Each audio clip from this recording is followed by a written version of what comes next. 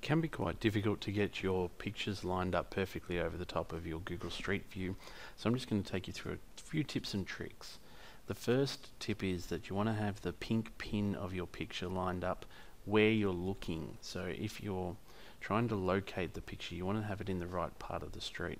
And in this case, I'm looking at Collins Street, but I actually want to be down the street a little bit, so I've just moved it halfway down the block, down Swanston Street, because that's where the picture was taken from. I'm going to click Position on Street View, and now my picture will appear. And I'm just going to, first of all, make sure that I drag the picture to make it very small.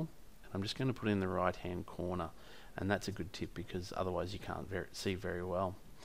We're going to use these white arrows to move our location, or you can drag the little yellow man on the small map, but I prefer the arrows.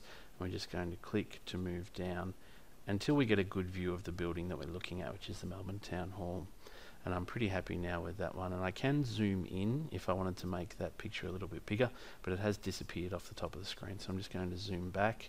That gives me the full image, and it looks like a pretty good match. Now I'm going to drag the image back over the top and use the sliders just to fade the picture in and out, and this will allow you to line up. The clock tower is really useful here because you can actually line up the clock face, and we're just going to try and get it as close as possible.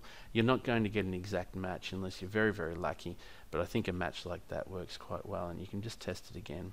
So using the corners of buildings, clock faces, signs, footpaths is a really handy tip for just trying to get your perspective right.